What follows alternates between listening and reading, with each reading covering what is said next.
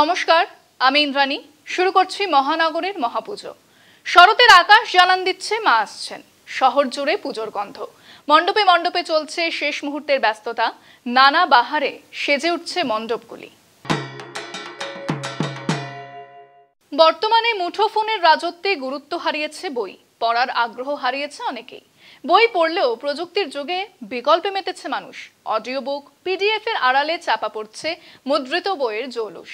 তাই বইয়ের গুরুত্ব তুলে ধরতে এবছর লেকটাউন অধিবাসীবৃন্দ সর্বজনীন দুর্গোৎসবের থিম তবু মনে রেখো।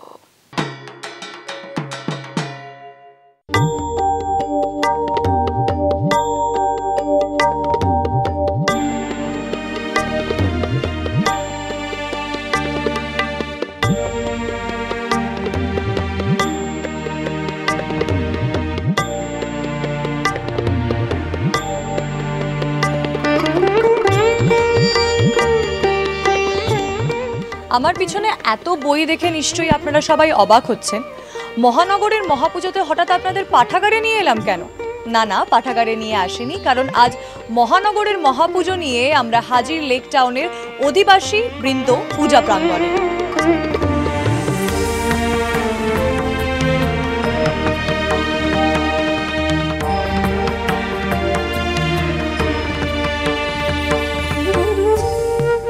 আমাদের এবছর ৬৩তম বর্ষ এবং প্রত্যেক বছরই আমরা অনেক সমাজকে একটা বার্তা দেওয়ার জন্য আমরা থিমটা সিলেক্ট করি।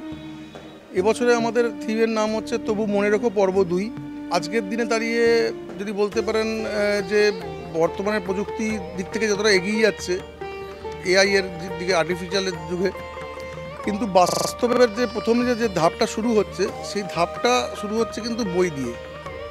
তো সেই বইয়ের আজকে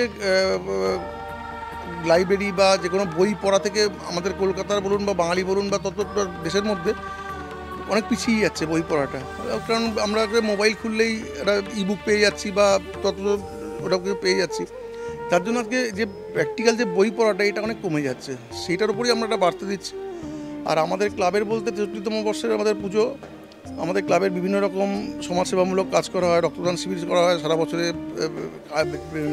স্বাস্থ্য শিবির করা হয়, আই চেক আপ ক্যাম্প করা হয় এবং সারা বছর আমাদের ক্লাবের দাবার প্রশিক্ষণ কেন্দ্র আছে লেকটাউনের মধ্যে।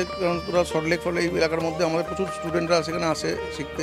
তো আমাদের এখানে দুটো বইয়ের মধ্যে কথোপকথনটা হবে, ওটাই আমাদের আবহ, এটা যে গোড়া আর কপালকুণ্ডলা, এরা দুজনে মিলে কথা বলবে যে বর্তমানের যে পরিস্থিতিটা কীরকম, যে ওদের মুখ থেকে এটাই শুনতে পাবো আমরা।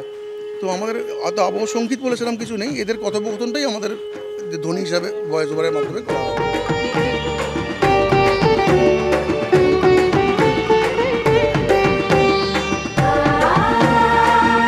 পুজোর কটা দিন পড়াশুনো করতে কারোর মন চায় না, কিন্তু লেকটাউনের এই মণ্ডপে এলে পড়াশুনো না করতে হলেও আপনাদের জন্য থাকবে সারি সারি বইয়ের পাহাড়।